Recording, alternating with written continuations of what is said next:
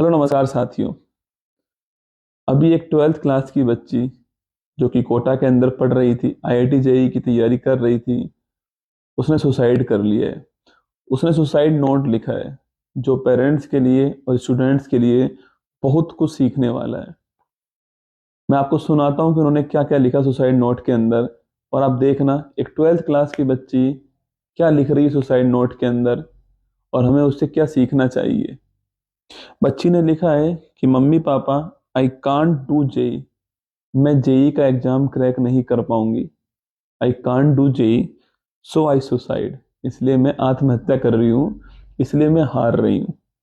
I am loser. आप सोचिए, एक 12th क्लास की बच्ची लिख रही है कि आई एम लूजर, कि मैं लूजर हूँ। उसकी अभी पूरी जिंदगी बची हुई थी, पर उसने ये मान लिया कि वो लूजर थी, और वो लिखती है कि आई एम लूजर। और अगली लाइन तो मतलब आपके दिल पर एकदम ठेस पहुंचाने वाली लाइन होने वाली है। आई वॉज डॉटर, मैं इस दुनिया की सबसे खराब बेटी हूँ। आप सोचिए, वो बेटी वो लिख रही है, वो 12th क्लास के अंदर लिख रही है कि मैं लूजर हूँ, इसलिए मैं सुसाइड कर रही हूँ। मैं एग्जाम क्रैक नहीं कर पाऊंगी, इसलिए सुसाइड कर रही हूँ। हम हर किसी से बोलते तो हैं कि एक एग्जाम जो है आपकी जिंदगी नहीं होता है, पर हम अपने बच्चों के ऊपर लागू नहीं करते, बस सामने वाले को ही बोलते हैं। क्या कभी हमने उसको बोला, पेरेंट्स ने बोला कि उसको कि कोई बात नहीं, एक एग्जाम ही तो है, पूरी लाइफ थोड़ी है। हमने एक ऐसा माहौल तैयार कर दिया है, हमने उसके ऊपर इतना दबाव डाल दिया है, उसको बार बार याद कराया जा रहा है कि जो पैसा तेरे पास आ रहा है वो पैसा कितनी मेहनत से आ रहा है, और ये एग्जाम उसके लिए कितनी बड़ी चीज है। हमने उसके ऊपर इतना दबाव डाल दिया है कि वो टूट चुकी हैं, वो टूट चुके हैं। और सोचिए आप, अभी तो पूरी जिंदगी बची हुई थी, उसे बहुत कुछ करना भी था उस लाइफ के अंदर। क्या कोई 12th फेल कुछ नहीं कर पाता? आप देखिए, अभी 12th फेल फिल्म आपने देखी होगी, रीस्टार्ट किया ना।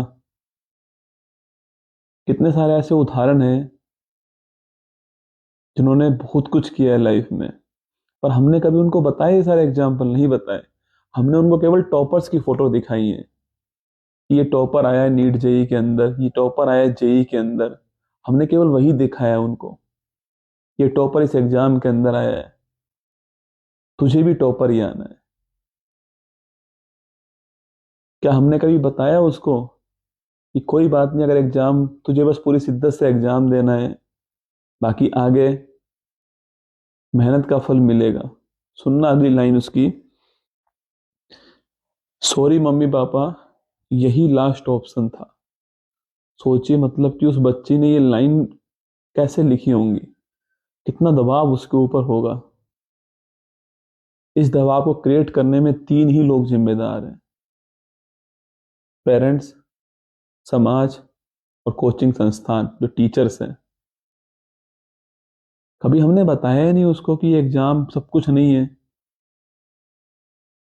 बस हमने उसको युद्ध में उतार दिया है, करो या मरो हमने कह दिया है।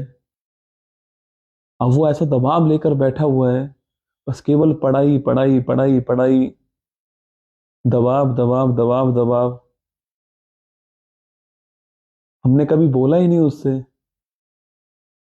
कि अब्राहम लिंकन एक भी चुनाव नहीं जीता, जब जीता तो वो अमेरिका का राष्ट्रपति बन गया।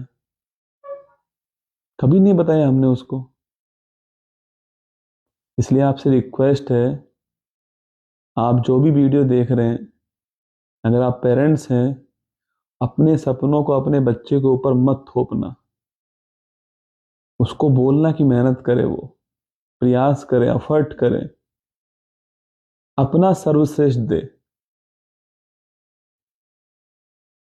अगर लाइफ है तो वो निश्चित कुछ ना कुछ कर ही लेगा, कुछ अच्छा ही करेगा। टॉपर्स की कहानी मत सुनाओ उन्हें, टॉपर्स की कहानी मत दिखाओ उन्हें।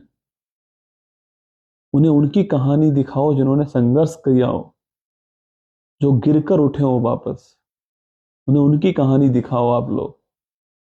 ये मेरा आपसे रिक्वेस्ट है, एक टीचर होने के नाते, एक स्टूडेंट होने के नाते, क्योंकि वो बच्ची तो चली गई, और सोचिए अब घर वालों की क्या स्थिति हो रही होगी।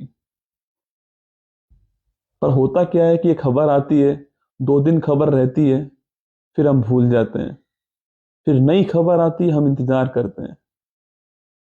इसलिए रिक्वेस्ट है आप सभी से कि अपने सपनों को अपने बच्चों के ऊपर मत थोपना आप। मैं जानता हूं कि ये बात आप जानते हैं, फिर भी हम ये बात भूल जाते हैं। हमें इतना दबाव नहीं देना उनके ऊपर कि वो टूट जाएं, वो बिखर जाएं। ये बेरोजगारी, ये दबाव, आपके सपने जवान नस्लों को खा रहे हैं। अगर उनके पास जिंदगी रहेगी तो वो कुछ ना कुछ जरूर करेंगे। ध्यान रखिएगा अपना। जय हिंद।